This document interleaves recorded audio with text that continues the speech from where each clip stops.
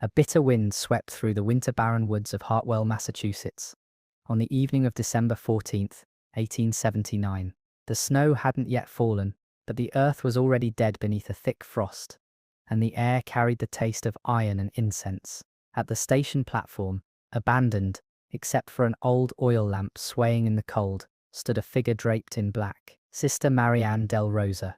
She had no luggage, no escort, and no shoes. Her arrival marked the first known re-entry into St. Augustine Asylum in over 18 years. When she stepped off the train, those watching from behind frostbitten window panes noted that the snow began to fall only around her, and not a flake touched her veil. Her face remained hidden beneath a starched coif, but the chill that followed her down the road felt like morning. No one greeted her, no one wanted to. Everyone in Hartwell remembered what happened the last time the bells of the convent rang. Now, before we continue, tell me, listener, where have you dared from to listen to these horrors tonight, and what time is it exactly? Drop all of it in the comments below. Let's continue.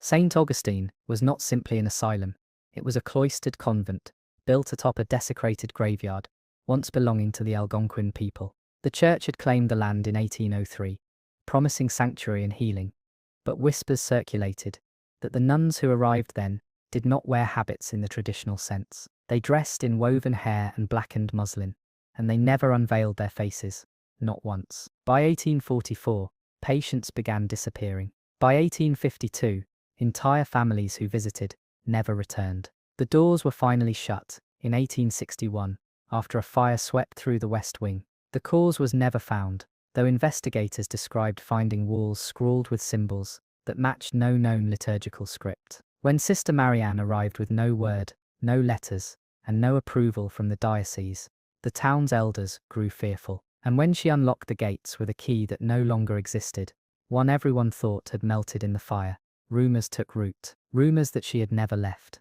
that she had never died. The first signs were subtle, like moths gathering in places where there was no light. Hobbs, the convent's former caretaker, had remained on the grounds in a dilapidated shed, tending to the overgrowth. He was said to be a mute, though children often claimed they heard him singing to the trees at night. When Sister Marianne returned, Hobbs fell to his knees and wept without sound. That same night, rose vines bloomed crimson along the asylum's blackened stone facade. No gardener touched them, and no seeds had been planted for decades.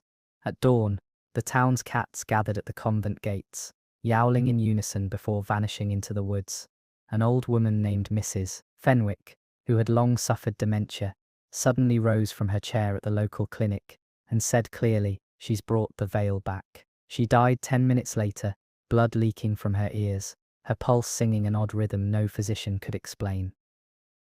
Children began sleepwalking again. That detail stood out, because it mirrored a pattern from the early 1850s, back when the asylum was last active. Mothers found their daughters standing barefoot on frozen porches, whispering hymns in Latin, their eyes rolled back. One boy, 7 years old, was discovered at the convent gates just before dawn, his lips sewn shut with white thread. No needle was found, no pain was felt. His mouth was stitched as though by invisible hands, precise, ceremonial, and bloodless. Sheriff McLennan posted a deputy outside the gates, but by morning the man was gone. All that remained was his rosary, the metal cross warped into a twisted spiral. Meanwhile, Sister Marianne was seen walking through the old chapel. Though the glass was long shattered, the structure rotted. Locals described seeing candles flicker in the broken windows and hearing low voices chanting beneath the floorboards. Whatever returned with her was older than scripture, and it was waking. Father Elias, the retired priest who once oversaw St. Augustine, had lived in silence for decades after resigning under what was politely called spiritual trauma. He'd gouged out his right eye in 1861 and claimed he did it to never see her again. When news reached him that Sister Marianne had returned, he began to scream without cease. Nurses at his hospice struggled to restrain him as he chanted phrases in a dead dialect of Aramaic that no one could explain. He died that night, violently, his teeth shattered, his nails torn off, and his mattress soaked in blood. Carved into the skin of his back were the Latin words, Aderit sponsa silentia, the bride of silence shall return. The carving was not deep, but it was precise, as though done by a hand guided by ritual. The hospice burned down 3 nights later, under suspicious circumstances. Every surviving patient claimed they saw veiled nuns walking down the halls just before the flames rose. On February 2nd, precisely at 3:33 a.m., the bell tower of the convent rang 13 times. It hadn't rung since the fire in 1861, and the bell itself had long since cracked in half. Witnesses described feeling the vibration in their bones, rather than hearing it in their ears. That same morning, every crucifix in Hartwell, churches, homes, even grave markers, was found inverted. Not turned, not tampered with. Bent. The wood warped and twisted from within, as though reality itself had buckled under pressure. Animals refused to go near the chapel. Birds circled above, but never landed. And an old farmer claimed his cows gave black milk. The local bishop was contacted, but he refused to send clergy. Instead, he simply replied with one line: "Seal the gates. Do not open them again. Let her sing beneath the earth." His letter was burned by town officials, but a copy exists in the archives. They say the ink bleeds when read aloud. Then came the mirrors. One by one, reflective surfaces began to distort. Not crack or shatter, but reflect, incorrectly. Townsfolk, looking into their mirrors, found their reflections delayed by seconds, then minutes. Eventually, the glass began to show other faces, some veiled, some eyeless, some familiar, but horribly aged. A woman named Judith found her daughter's mirror flooded with salt water. When she reached to wipe it, her hand came back soaked, and her fingers were webbed for 3 days. All of Hartwell's antique shops shuttered, and the church removed every polished surface. Sister Marianne, meanwhile, was seen standing before the largest mirror in the asylum's old dining hall, chanting in a tone so low, it caused the floor to hum. No one could approach her. Every step toward the room made their noses bleed, and their teeth ache. The town's dentist died that week, his office overtaken by a rot no one could clean. In its place, lilies bloomed, black and eyeless. The final straw came when a letter was found pinned to the sheriff's door. It was handwritten on parchment, soaked in what smelled like anointing oil. There were no words, only a drawing of a woman in a veil, standing in front of an open grave. Behind her stood 13 more, each holding a censer that emitted black smoke. Beneath the drawing, scrawled in childlike script, was a question: "May we enter now?" That same night, 13 women dressed in funeral gowns were seen walking toward the convent from 13 directions, barefoot in the snow. Their faces were never seen. The next morning, Sister Marianne was gone. The gates were shut. No one dared approach. But if one pressed an ear to the stone wall outside the asylum, they could hear it, muffled, soft, melodic. A hymn that seemed to echo from beneath the earth, sung not by one voice, but by many. A choir buried, but not forgotten.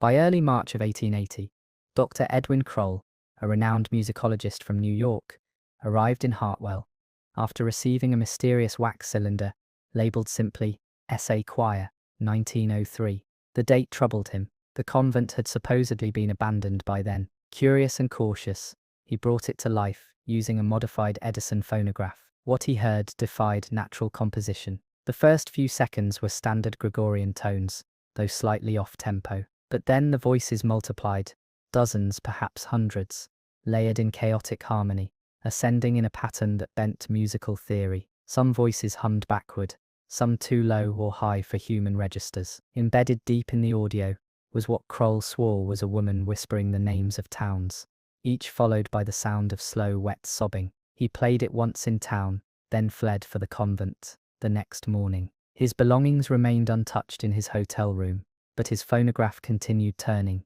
endlessly, though the cylinder had turned to ash. During a storm that struck Hartwell with unnatural fury, lightning revealed strange silhouettes on the outer walls of St. Augustine. Witnesses described dozens of veiled figures dancing around the chapel in reverse, their motions impossible to replicate, limbs bending where joints should not exist.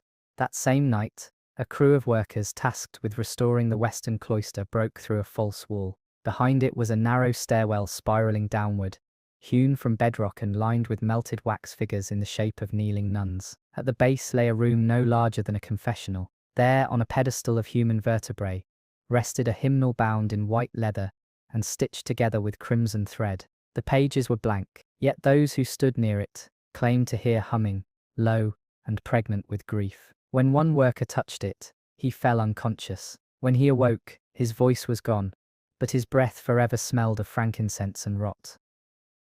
Unrest took hold of Hartwell again. The church congregation, once weekly and devout, began to dwindle. Father Morrissey, the newly assigned parish priest, noticed something odd. Parishioners would stop at the threshold, stare toward the altar, and leave without stepping inside. When questioned, they said the statue of the Virgin wept black oil. Others said they saw nuns kneeling beside the pews, mouths open, but singing no words. The priest conducted a blessing at the town's edge, and lit 3 candles in the name of Saint Dominic. The flames turned blue. That evening, a choir of girls practicing for Lent vanished from the church. They were found at dawn, standing in the convent courtyard, in perfect rows, each holding hands, eyes closed, singing a lullaby in a language no one recognized. When questioned, they remembered nothing, except for the feel of cold hands brushing their cheeks, and a voice that said, "One by one we rise." A series of letters were discovered hidden in the false bottom of a travelling chest, belonging to Mother Superior Althea, presumed dead in the fire of 1861, dated from 1859 to 1860. The letters described the discovery of a sealed crypt below the asylum, older than the convent itself. Within, they found what she described as a cradle of bones wrapped in linen and sorrow. She warned that the nuns had begun to dream the same dream, a woman without a face, submerged in oil, singing them to sleep in tones that bent their minds. The final letter was torn and incomplete, stained with what appeared to be candle wax and hair. It ended with a single line: "We are not keepers of the faith. We are brides of the bride, and we sing not to heaven, but to keep her lullaby alive beneath the veil." The envelope bore no seal, only teeth marks.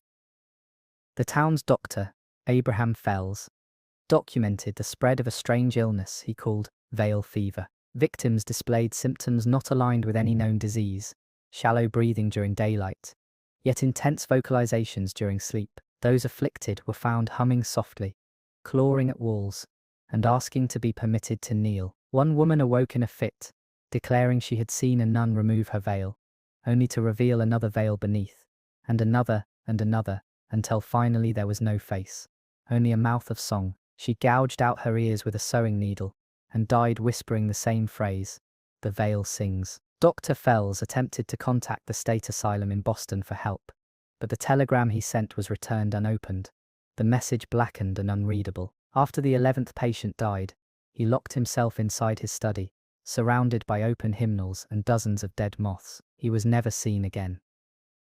On the spring equinox of 1880, the convent's bell rang once more, but this time accompanied by music, soft, distant, yet unmistakable. Dozens of townsfolk reported hearing a melody, neither joyful nor mournful, but something suspended in between, like a hymn stuck in an eternal pause. The sound did not come from the sky, but from the earth itself, vibrating through foundations, bones, and breath. Graves in the nearby cemetery cracked open, though no bodies were displaced. A group of children playing hide-and-seek near the church reported a woman in a dark habit, who told them to cover their ears when the veil thins. Only one child returned home. The others were found the next day, sitting at the edge of the forest, mouths sewn shut, not with thread, but with something more ancient and fibrous. Botanists later identified it as a type of root that hadn't existed in North America for centuries. A professor of theology from Rhode Island, Joseph Addington, arrived in Hartwell after obtaining permission to study the convent's ruins. He carried a rare manuscript on American occult convents, which referenced St. Augustine briefly. It stated, "The asylum of the veiled ones predates dogma. Their songs are not prayers, but offerings. Each note is a door." Addington spent 3 days at the convent. On the 4th, he emerged from the crypt holding a mirror, and screaming that his reflection had begun to speak in tongues. He was taken into custody but escaped his holding cell that same night, leaving behind only his robe and the mirror, which now bore 13 handprints made of ash. The sheriff who examined the object reported hearing music afterward in his dreams, and he took his own life within the week. His suicide note read simply, "She sings in me now." And just as suddenly, it all ceased. The hymnal disappeared, the rose vines withered, Sister Marianne was never seen again. The town returned to its uneasy quiet, and the chapel's bell never tolled again, but something lingered. The air near the convent remained colder than anywhere else in Massachusetts. Even during summer, on foggy nights, distant voices can still be heard, layered and harmonic, as if trapped in a prayer that never ends. In 1892, the church officially condemned the site, sealing it with chains blessed in Rome and guarded by twin statues of faceless saints. But none of the clergy assigned to maintain them survived more than 13 days. By 1900, St. Augustine was removed from all ecclesiastical records. Officially, it had never existed, but in Hartwell they still speak of her, the veiled nun, who returned to finish a song too ancient to die, and the silence that followed, which was never quite empty.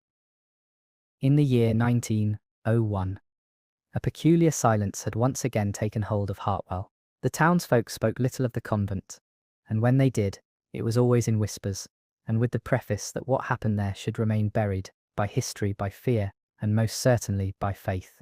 But silence, much like earth, has a habit of cracking when disturbed. That spring, a man named Dr. Horace Bevel arrived unannounced on a soot-colored carriage, bearing the insignia of the Philadelphia Institute of Acoustical Philosophy, a group half revered, half dismissed as occultists, disguised as academics. Bevel was tall and grey-eyed, carrying with him not just instruments for measuring sound, but scrolls of ancient canticles, blueprints of cathedrals never built, and a singular obsession with the resonance of haunted places. He claimed that certain echoes, especially those left behind in sacred spaces, were not echoes at all, but instructions. He had traced one such trail to St. Augustine Asylum. Bevel was joined by 5 companions: Eleanor Watts, an expert in archaic languages; Thomas Grohl, a skeptic and mechanical engineer; 2 note-keepers named Helen and Ruth; and a timid young musician named Lawrence Hayes, whose perfect pitch had drawn Bevel's attention years prior, during a dissonant study involving church organs and earthquake fault lines. Together they established temporary residence in the abandoned rectory adjoining the asylum. Though warned by the townspeople, some crossing themselves at the mere mention of their presence, they proceeded without delay, recording the creaks, groans, and strange harmonics that saturated the air around the structure. It took 3 days to locate the sealed passage. It was Eleanor who uncovered it, beneath a rotted altar cloth inside the collapsed chapel. There, hidden behind a false tabernacle wall, lay a narrow stairwell carved directly into the earth. It smelled of myrrh and old water. The stone steps were smooth, worn not by shoes, but by knees, as though pilgrims had crawled downward in devotion for generations. The descent was steep and disorienting, consisting of 13 exact right-angle turns. No torch would stay lit for more than a few minutes. The air grew heavier with each step, not with damp, but with memory, palpable, thick, like breathing through someone else's sorrow. At the base they found what appeared to be a vault or a crypt, though it bore no markings of Christian design. Instead of crosses or saints, the chamber walls were engraved with looping glyphs that shimmered faintly when not observed directly, patterns that seemed to rearrange themselves in the periphery of one's vision. At the center of the room stood pews carved from petrified wood, facing a dais constructed from femurs, vertebrae, and jawbones. No altar, only a circular depression in the stone floor, filled with dried black petals and flakes of mirror. Then came the first note, not a sound one could hear with the ear, but one that throbbed inside the teeth and behind the eyes. It rose from the dais like heat, but carried no warmth, only resonance. Eleanor dropped her notebook. Lawrence began humming along, unintentionally, his voice harmonizing without thought. Grohl stumbled backward, clutching his chest, claiming he felt the rhythm of the sound mimicking his own heartbeat, faster, then slower, then still. And in the center of that stone chamber, something ancient stirred in the silence that followed. The days that followed blurred together, not because time passed quickly, but because it folded. What they experienced inside the vault defied the rational passage of minutes and hours. According to the group's journal entries, they only spent 2 nights inside the rectory after the discovery. But the records left behind, scrawled across dozens of vellum pages, spanned nearly 3 weeks. No one had memory of writing them. The words often changed between readings, phrases appearing or vanishing, without explanation. Ruth recorded that she saw a version of herself sleeping in the corner one evening, only to find the bedding untouched in the morning. Helen attempted to leave the rectory twice, but returned moments later with her shoes soaked in seawater and her eyes ringed with ash. Eleanor began sketching faces she did not recognize, hundreds of them, always veiled, always singing. Bevel, however, became consumed. He returned to the vault each night, sometimes alone, sometimes with Lawrence, now his willing apprentice in deciphering the unholy acoustics of the place. They brought phonographs, tuning forks and glass bowls filled with blood, to study the frequency of the hidden choir. What they recorded cannot be fully described. The sound was music, yes, but also language, architecture, perhaps even thought. The melody seemed to morph depending on who listened. To Bevel, it was Gregorian, reverent and slow. To Eleanor, it was a mother's lullaby, in a tongue she swore she'd heard in a dream, as a child. To Lawrence, it was his own voice, older, weary, singing the words he had not yet written. One night they played a recording backward, and heard a phrase repeated, over and over. "We are not buried, we are planted." The phrase appeared again on the walls of the rectory, scrawled in oil along the mirror frames, the window panes, even the surface of Bevel's shaving glass. That same evening, Grawl vanished. No one heard him leave. His cot was empty. His journal was open to a drawing, a nun without a face, cradling a newborn, made entirely of mouths. In the lower margin, a final note in his shaky hand. "She knows I saw her sing." The group's resolve began to splinter. Helen refused to sleep indoors. Ruth stopped eating, claiming she had tasted music, and could no longer bear the blandness of food. Eleanor wept constantly,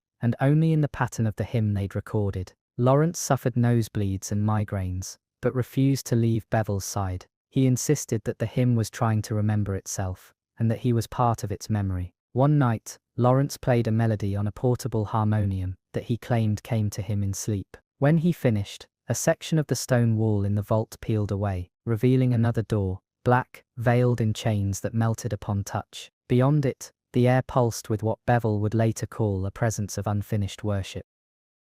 Beyond the newly revealed doorway lay a passage so narrow, it forced the investigators to move sideways, shoulder to wall, into absolute blackness. Eleanor would later write, though when she wrote it remains unclear, that the darkness in that hallway was not merely the absence of light, but the presence of something that devoured it. The walls were damp and warm, covered in velvet-like moss that whispered when brushed. As they emerged, the team entered a chamber, unlike the previous vaults, a natural cavern, uncut by human tools, domed and vast, with a ceiling too high to see, and a floor covered in shallow water. From this pool of stillness rose 13 stone columns, each with a kneeling figure carved at its base, nun-like forms with veiled faces, all turned inward in a circle of endless worship. They called it the choir well, and it sang. There were no instruments, no throats moved, but the melody rose from the stones themselves, vibrations structured in perfect dissonance, as though each note contradicted the one before it, and yet resolved within the body of the listener. Ruth collapsed within minutes. Her ears bled, but she wept with joy, gasping, "They remember us." Even now, Bevel began mapping the geometry of the sound, claiming it conformed to shapes forbidden in the canon of sacred architecture, shapes used in pre-Christian rites, designed not to venerate the divine, but to bind it. Eleanor stood before one of the kneeling statues and reached out, her fingers trembling. The stone was warm and wet. A pulse ran through it. When she touched the veil covering its face, it fell away like dust. Beneath it was no face, only a hollow cavity in the shape of an open mouth, and from that cavity, the hymn bled forth, not through vibration, but through memory. The moment the veil fell, every candle the group had brought extinguished. A silence followed, complete and paralyzing, not emptiness, but suspension. And then, a single note rose from the choir well, lower than sound, heavier than sorrow. They all dropped to their knees, not out of faith, but necessity. It was the only posture their bones could bear. Lawrence began chanting in perfect Latin, though he had never studied it. His voice grew deeper, aged, cracked by something ancient clawing its way through the hymn. When Bevel touched his shoulder, he recoiled, hissing, "She's singing through me now. Don't interrupt her cadence." The water at their feet began to ripple, forming patterns, rosary knots, coiling serpents, a face of a woman divided into thirds, 1/3 beauty, 1/3 decay, and 1/3 void. The exit collapsed behind them, the stone passage sealed as though it had never existed. For hours or days, they wandered the chamber, following the spiral of song that wound around the columns and echoed in their breath. They began to forget themselves. Names became notes. Thoughts became refrains. Even Ruth, who had remained silent for hours, stood and joined the choir, not with her mouth, but with the hum that now lived in her lungs. When the chamber reopened, it was Eleanor who led them out, holding a candle that burned with no flame. Ruth remained behind, kneeling beside one of the veiled statues, her reflection visible in the water, though the pool no longer reflected anyone else. Outside, the sun had not risen, nor would it, for 3 days. In the fall of 1904, a nun named Sister Calpurnia, exiled from the Carmelite order, for reasons buried deep in ecclesiastical archives, found herself drawn to Hartwell after a series of visions during fevered prayer. She arrived barefoot, dressed not in the habit of her order, but in a veil sewn from mourning lace. When asked why she had come, she said only, "The choir awaits its bride." Her arrival coincided with the spontaneous blooming of black lilies in the convent's abandoned graveyard, flowers that emitted a faint hum when crushed. The townspeople, long weary of St. Augustine's silent call, chose to flee. Entire families packed carriages and left in the night. Hartwell's population dropped by half within a fortnight. Those who remained claimed they had been chosen to listen. Sister Calpurnia entered the asylum without hesitation. She did not bring food or bedding. She did not require light. For weeks she remained unseen, though passers-by reported flickering movement in the upper windows, shadows in veils moving in procession, as though the building itself still housed an order. The air became heavy again. The birds ceased flying over the grounds. Mirrors once more began to distort, and one morning, 13 white dresses were found hanging from the convent's gate, each still warm, each stitched with a different verse from the lost hymnal. Inside, Sister Calpurnia began what she called the preparations. Her writings, recovered later from beneath the chapel floor, spoke of a bridegroom who had been waiting centuries beneath stone, fed only by song, awakened only by vows. She believed the asylum was not built as a sanctuary for the ill, but as a prison for the divine. She wrote, "Our prayers do not reach heaven. They hold her still." Every night she sang a different verse, always in a minor key, always barefoot, always beneath the hollow of the belfry. Her hymns began to affect the weather. Rain fell in straight lines that hummed on impact. The rivers nearby reversed flow during matins, and townspeople reported that the stars above the asylum formed veiled constellations, patterns of cloisters, chalices, and open mouths. And on the 13th night, the bell rang 13 times, not from above, but from below. On the morning after the 13th toll, the town awoke to find the convent gates standing wide open. There were no footprints in the frost leading in or out. Yet the air around the asylum pulsed with warmth. Unnatural, steady, almost maternal. Sister Calpurnia had not been seen in days. When a group of 5 townsfolk gathered enough courage to approach the main doors, they found them unlocked and oddly polished, as though newly sanctified. Inside, the halls were lit by candles that no one had placed. The walls, once charred and crumbling, now bore frescoes in dried blood and ochre depicting women in habits standing around a great basin. In each painting, the basin was deeper, darker, and in the final panel near the chapel doors, it overflowed with something black and thick that bled down into mouths wide open in bliss. The pulpit bore a single object, a veil, soaked entirely in something between wax and bile. Beneath it was a note in elegant Latin. "She is not risen, she is remembered." The font beside the altar, once filled with holy water, now brimmed with ash and teeth, and along the aisle were 13 kneelers, each marked with a name that did not appear in any known baptismal record. One of the townsfolk, a stonemason named Jacob Tilton, claimed he heard weeping from beneath the pews. When he bent down to look, he vomited blood and fell unconscious. He awoke 3 days later, unable to speak, with his hands locked in a posture of prayer. As word spread, an emergency council was formed at the town's now dwindling church. Letters were sent to the diocese in Boston requesting a full exorcism and ecclesiastical inspection of St. Augustine. No reply ever came. One letter was returned opened but empty, its envelope lined with hair. Another was found decades later, sealed inside a wall of the convent itself, as if time had inverted its journey. Meanwhile, strange processions began each midnight. Locals swore they saw veiled figures, always in 13s, walking through the streets barefoot, swinging incense burners that emitted a sound rather than a scent. This sound was not music. It was like a heartbeat filtered through weeping, steady and rising, threading through every window like a forgotten lullaby.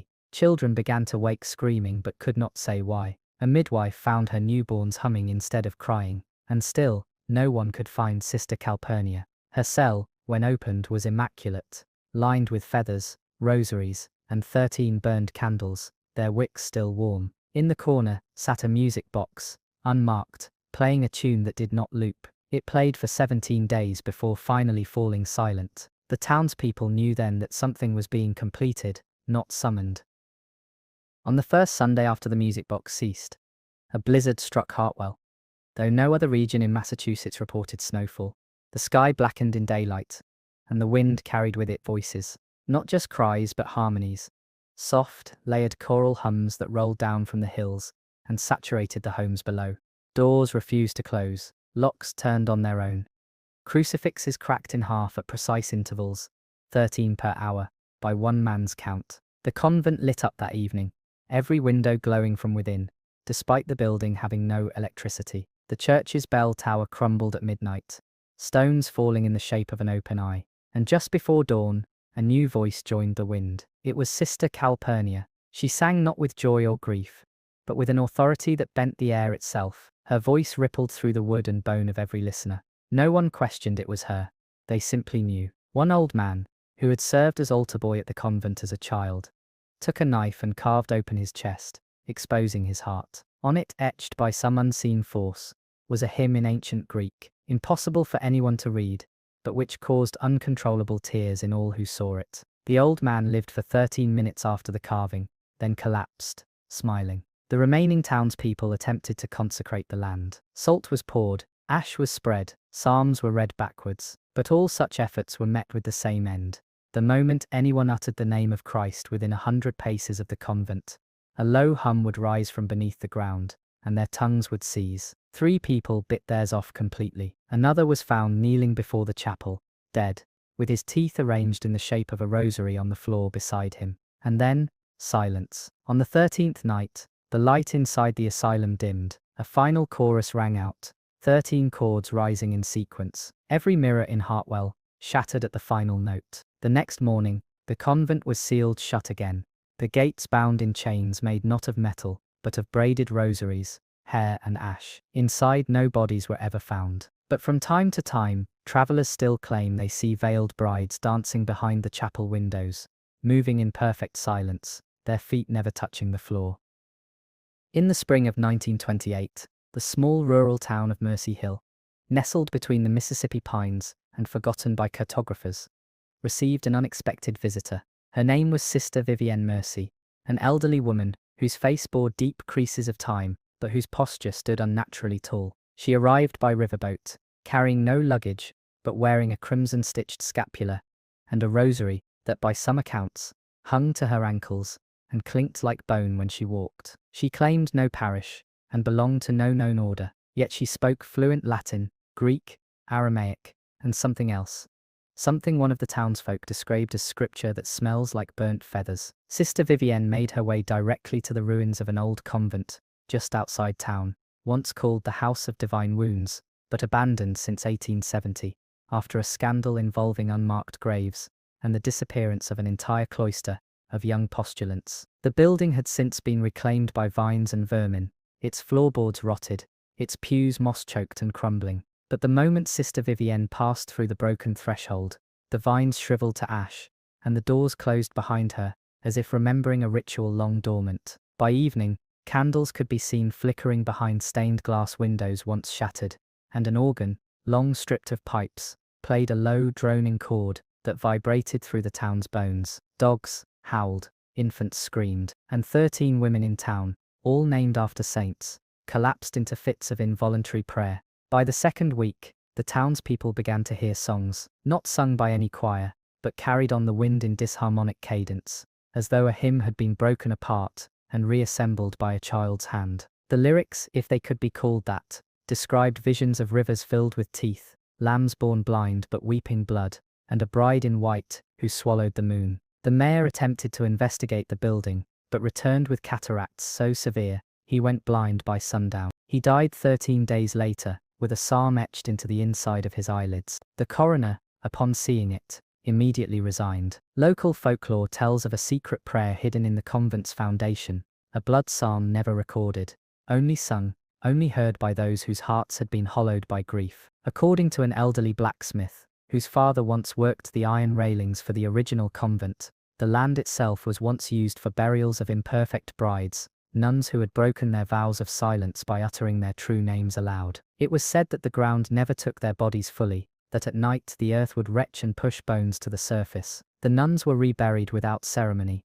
without identity, only given numbers in the ledgers. The blacksmith claimed Sister Vivienne had come to retrieve them, not as a grave digger, but as a conductor. By the third week, Mercy Hill had ceased to sleep. All clocks stopped at 3:13 a.m. All fires refused to light after dusk, and in every basin, pond and puddle, reflections appeared not of those looking in, but of women veiled in crimson, kneeling, singing with mouths full of needles. Sister Vivienne, by all surviving accounts, never once spoke during her time in Mercy Hill, yet the effect she had upon the people, and the very fabric of the town, was profound, irreversible, and immediate. On the 21st day, she was seen at the edge of the town's only church, standing atop its collapsed bell tower, her arms outstretched. The air around her shimmered, not with heat, but with sound. No one heard it, yet all felt it, like a hum inside their spines, resonating with every memory they wished to forget. One child, just 9 years old, began to scream a confession of murder in Latin, a language he had never learned. His mother clapped her hands over his mouth, but blood spilled from his ears, and the boy collapsed, whispering the word sanguinis over and over. He died that night. No cause was found. At the base of the convent's garden, a place once filled with rosemary and white roses, wild growth erupted overnight. But the plants were wrong. Twisted vines curled into nooses, blossoms opened like mouths, roots pulsed with the rhythm of breath. A local botanist, who arrived to investigate, plucked one leaf for study, and found a line of scripture written along its stem in blood-red sap. When he attempted to read it aloud, he bit through his own tongue, and drowned in his sleep 2 nights later. Then came the second psalm. It did not arrive as a sound, but as a change. Women across Mercy Hill awoke to find veils, placed neatly at their bedsides, sewn from fabrics they'd never seen, marked with a symbol unknown to any ecclesiastical text, a spiral over a bleeding eye. Some attempted to burn the veils, but the flames bent around them. One woman buried hers in consecrated ground, only to wake the next morning with her fingers bound in rosary chain. Those who wore them, either out of fear or confusion, claimed they began to see her, a figure walking through the trees at night, taller than any man, barefoot on thorns, with a bridal train stretching for miles. She did not chase, she simply sang. The townsfolk finally called in clergy, priests from Baton Rouge, New Orleans, and Atlanta, but none made it past the crossroads where the Mississippi forked. The waters there turned to brine, and the bridge collapsed in their wake. When telegrams were sent to higher authorities in the Catholic Church, the messages returned mangled, each letter rearranged into palindromes and riddles. One simply read, "She sings backward and births forward." The blood psalms had begun to alter time. Children drew sigils in their sleep. Elders recited names of saints that had never existed. 13 gravestones cracked simultaneously, and every crucifix in Mercy Hill began to grow downward, wood warping into roots, digging themselves into the earth. Sister Vivienne was last seen kneeling in the chapel ruins, her hands folded, a smile on her face, a smile that did not end. On the night of April 6, 1928, the bells of Mercy Hill began to toll. Despite having no clapper and no visible means to ring, they sounded only once each hour, always at 13 minutes past, always carrying a different tone, as if tuned to some forgotten key. Townspeople stayed indoors, windows boarded, mouths stitched in prayer. Yet the sound passed through wood and iron and bone. It was Sister Vivienne's hymn now, more composed, more deliberate. Her silence had become structure, and within that structure, a final verse took root. At precisely 3:13 a.m., 13 women, each clad in white, walked into the ruins of the convent. They did not speak. They did not blink. Each wore a veil, identical to the ones that had appeared weeks prior. Their hands were folded, yet their palms bled through the fabric of their gloves. The townsfolk who saw them pass claimed the ground behind them remained red-hot for hours. One young boy whispered they were walking back into the womb. Inside the chapel, the choir began, not loud, not ecstatic, but deep and hollow, sung in a key no human throat should reach. The air grew thick with something unmeasurable. No birds cried, no dogs howled, even the trees bent toward the ruins, as if listening. The hymn spoke of a bride below, locked in slumber beneath a crown of nails, whose awakening required. Clapped her hands over his mouth, but blood spilled from his ears, and the boy collapsed, whispering the word sanguinis over and over. He died that night. No cause was found. At the base of the convent's garden, a place once filled with rosemary and white roses, wild growth erupted overnight. But the plants were wrong. Twisted vines curled into nooses, blossoms opened like mouths, roots pulsed with the rhythm of breath. A local botanist, who arrived to investigate, plucked one leaf for study, and found a line of scripture written along its stem in blood-red sap. When he attempted to read it aloud, he bit through his own tongue, and drowned in his sleep 2 nights later. Then came the second psalm. It did not arrive as a sound, but as a change. Women across Mercy Hill awoke to find veils, placed neatly at their bedsides, sewn from fabrics they'd never seen, marked with a symbol unknown to any ecclesiastical text, a spiral over a bleeding eye. Some attempted to burn the veils, but the flames bent around them. One woman buried hers in consecrated ground,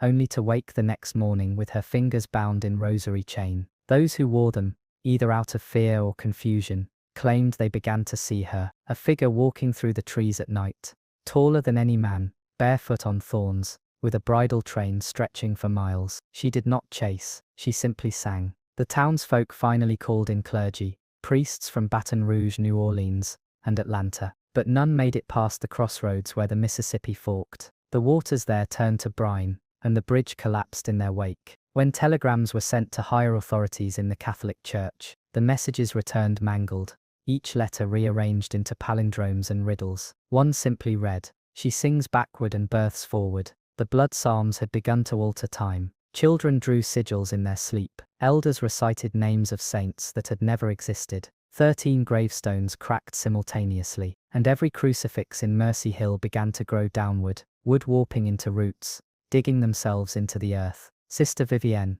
was last seen kneeling in the chapel ruins, her hands folded, a smile on her face, a smile that did not end. On the night of April 6, 1928, the bells of Mercy Hill began to toll. Despite having no clapper and no visible means to ring, they sounded only once each hour, always at 13 minutes past, always carrying a different tone, as if tuned to some forgotten key. Townspeople stayed indoors, windows boarded, mouths stitched in prayer.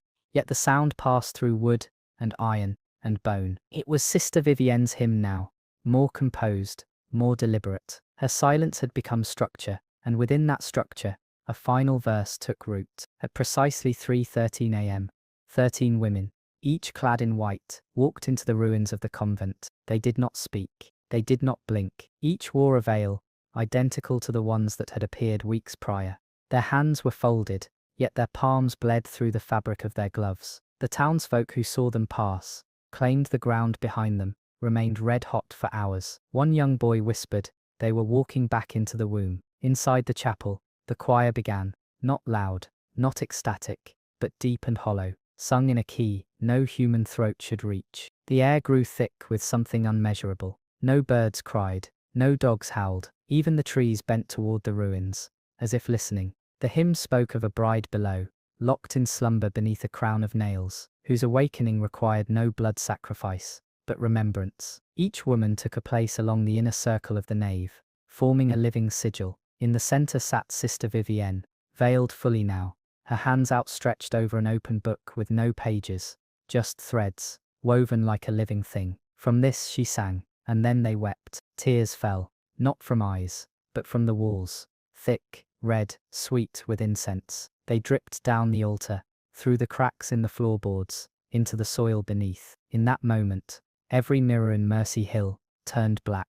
Every heartbeat in the town slowed to match the rhythm of the song. For 13 minutes, time seemed to halt, and a presence filled the air, not violent, but enormous. Watching, listening. Then silence returned. The chapel collapsed into itself without a sound. No rubble remained, no bodies were found, just scorched ground in the shape of a veil, and 13 rosaries, warm to the touch, left where the circle had once stood. Sister Vivienne was never seen again. From that day forward, no music could be played in Mercy Hill without returning to her key. By the summer of 1933, St. Augustine, Mercy Hill, countless other blighted convents, had become unofficially erased from church records. The Vatican issued quiet orders of disavowal, their language precise, sites under internal embargo, not to be named nor investigated further. But America is not a place where secrets remain buried forever. In that same year, a young seminarian named Elias Trenholm began researching what he called rogue liturgical anomalies, psalms and rites that had emerged in regions where nuns had disappeared in 13s, always following a pattern of reversed masses, melted icons, and hymns no one could quite remember after hearing. Elias traced dozens of such cases to a single location, the ruins of St. Lazarus Convent in Coldwater Parish, Louisiana, a place that, according to modern maps, did not exist. But in an 1844 Jesuit ledger, buried deep in the archives of a decommissioned church in Illinois, he found mention of it. The entry was brief, where the 13th vow was broken, where silence became flesh. Elias travelled by train, then wagon, until he reached a region of dense swamp and silence. Locals refused to speak to him directly, pointing only toward a sunken trail framed by trees that grew in arcs, branches drooping like arms in prayer. He walked alone until he found it, a half-sunken stone archway with no building attached, just the threshold, cracked but standing, with a rusted bell above it. The land beyond the arch was unnaturally flat and veiled in mist. There was no structure, no convent, no visible foundation, just 13 stone pedestals arranged in a perfect circle, each bearing a statue of a veiled nun. At the center, a scorched indentation in the soil, like a fire that had burned inward instead of out. Elias stepped into the circle. The air thickened instantly. His breath caught, not from fear, but from pressure, like stepping underwater. And then, the bell above the arch tolled once. He turned, but the trail had vanished. The mist grew darker. He began to hear humming, not near, but beneath. The kind of hum one hears not with the ears, but with the ribs. The ground trembled, and then from the mist beyond the statues, they appeared, women, in habits of every style and century, walking barefoot through the grassless earth. Their faces remained hidden, their veils reached the ground, and each one carried something in her hands, a single candle, unlit but flickering with breath. They passed him in silence, one by one, 13 in all. None looked back.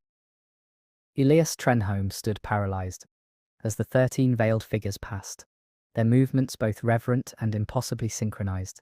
Their robes made no sound against the soil, yet their presence was deafening. The mist pulsed with their passage, parting only slightly to allow glimpses of their silhouettes, each subtly distinct, some tall and rigid, others hunched with age, and one so narrow and long-limbed that she seemed to bend with the mist itself. At the center of the circle, where Elias had found the scorched basin of earth, the procession halted. One by one, the veiled women turned inward, facing the void. Their hands rose in perfect unison, offering their unlit candles toward the air, as if presenting them to something not yet visible, something they had waited for through centuries of silence. Then they knelt, and with them, as if commanded by instinct, Elias dropped to his knees. A sound rose from below, not music, not chant, but something older, deeper, a vibration that pulled memories from marrow. He saw a cradle in a chapel, covered in black lace. He saw a rosary that wept blood when touched. He saw the walls of Mercy Hill, St. Augustine, and dozens of other convents collapsing into themselves, folding like paper around a song that refused to die. And he saw her, the veiled one, faceless, towering, hands of prayer, but nails of root and ash, kneeling at the center of every ruin, waiting to be remembered. One of the women stood, her candle lit without spark, glowing faintly red. She walked to Elias, her movements deliberate, and held out the flame. He did not touch it, but he felt it enter his lungs. Suddenly he was singing, not in words, but in breath. His chest vibrated with verses unspoken, melodies unmapped. He wept, not from sadness, but from the relief of remembering a song he'd never learned yet, always known. Each woman repeated the ritual, a candle lit, a step forward, a gift of memory through flame. With each passage, Elias saw another vision, the first bride to break her vow of silence, buried alive with her hymn unsung. The priest who tried to silence her name and was found with his throat filled with salt. The Pope who heard her song in a dream and awakened blind. These were not myths. These were refrains in a liturgical lament that stretched across centuries. He was not discovering history. He was becoming part of it. And when the last woman offered her flame, Elias stood. The circle brightened. The mist rose like a curtain, and for one moment, he saw them all clearly. 13 brides of silence, veils lifted to reveal not faces but mouths, singing. As the final veil lifted, revealing a mouth but not a face, Elias Trenholm heard what he would later call the harmonic collapse, a moment in which every voice of the 13 veiled brides aligned in tone, resonance, and rhythm. It did not echo. It enveloped. The sound carried no words, yet conveyed centuries of sorrow, exile, devotion, and wrath. The song wove through time. With each note, Elias felt something drawn out of him, not physically, but spiritually, like threads being pulled gently from an old tapestry. He knew then that this was no choir in the ecclesiastical sense. This was a living psalm, stitched together by the dead, carried by the forgotten, and voiced by the voiceless. The 13 voices rose, and then stopped abruptly, like a door slamming shut in the soul. Silence rushed in with such violence that Elias gasped. The bride stood perfectly still. Then, one by one, each removed her veil entirely. What lay beneath was not horrifying, it was absence. Hollow divots where faces should be, not disfigured, but never formed. Smooth skin, almost waxen, with only the faint impression of where features might have been. It was the image of withheld identity, of personhood surrendered for something older than the self. And then, together, they turned to Elias. He did not run, could not, his knees locked, his hands frozen at his sides. Each bride stepped closer, surrounding him now in the very circle from which he had first intruded. They moved clockwise, their candles lifted once more. The air between them began to shimmer, and from above, the tolling bell sounded, not in iron, but in voices. 13 tolls, one per voice. Each pitch was different, tuned like chimes made from bone. The sound built a shape in the air, a lattice of sorrow and surrender, until Elias finally understood. This was a rite, not a haunting, not a curse, but a calling. The veiled bride had waited generations for someone to hear her entire lament. Elias opened his mouth, and without knowing how, began to sing. His voice was not his own. It belonged to the child nun, who had vanished in 1783, the cloistered sister, who had cut out her tongue to keep the secret in 1822, the midwife, who had recorded the hymn on blood-stained vellum, before being burned alive in 1866. He sang them all, and the brides wept, not with tears, but with silence. When the final note ended, Elias collapsed, the circle dispersed, and when the townsfolk returned days later, they found only a field of white lilies, where the pedestals once stood. In the center bloomed a single crimson flower, pulsing faintly, like breath. By the dawn of 1950, all that remained of St. Augustine Asylum was a scar on the land, an overgrown clearing, where grass refused to grow and birds never sang. The convent's name faded from civic records, its stones carted away or reclaimed by the forest. But the hymns, those long veiled songs born of silence and shadow, never fully vanished. In the right stillness, on the edge of sleep, or just before the light of morning, the people of Hartwell claimed to hear faint music. It didn't drift like ordinary sound. It sank into the walls, into the soul, into the generations that had long since forgotten what it meant to kneel, not in prayer, but in penance. They say Elias Trenholm was found years later, in a cloister, far from Louisiana, a silent monk who smiled often but never spoke. His fingers twitched when candles were lit. His breath followed the rhythm of an ancient chant, known only to the dead, and somewhere, beneath a veil buried deeper than memory, the bride still listens, still waiting for the next to remember her name. In the autumn of 1891, a letter with no return address arrived at the Vatican's Department of Apostolic Orders. The paper was stained, the seal an unfamiliar crimson wax, pressed with the image of a woman kneeling beneath a crescent moon. The script within was florid, almost desperate. The retreat of St. Ligeia is once more active. The blood bell tolls again. We require silence, not salvation. The message bore no name, no location, only a series of biblical references, and the phrase 13 sisters.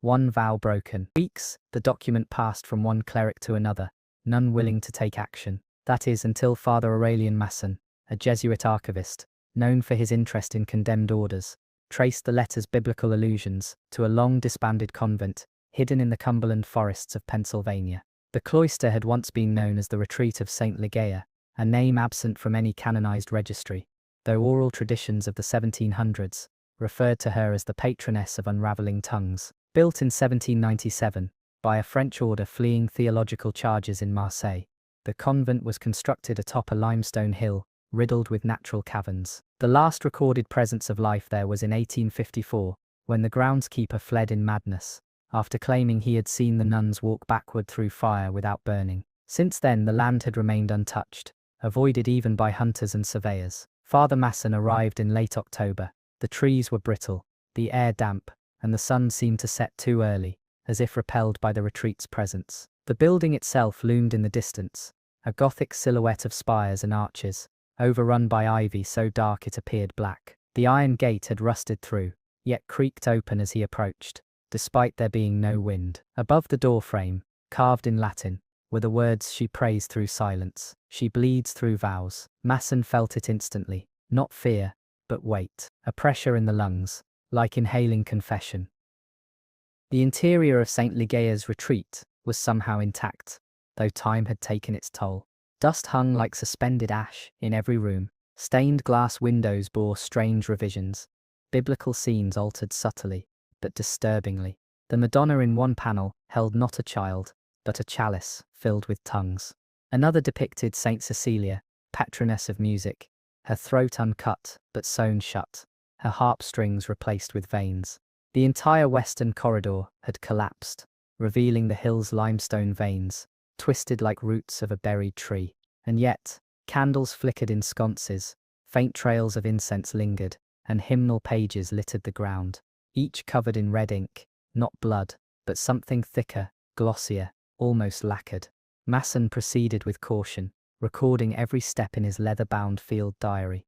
He noted the crucifixes were all inverted, not forcibly, but as if regrown. The wood itself had twisted naturally, reshaping into downward points. Statues of saints bore no eyes. Holy water fonts were filled not with liquid, but dust that smelled of lilies and decay.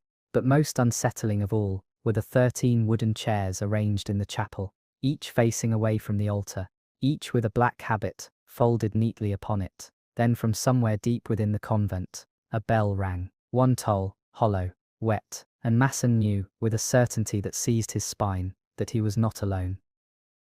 The toll echoed for nearly a full minute, before fading.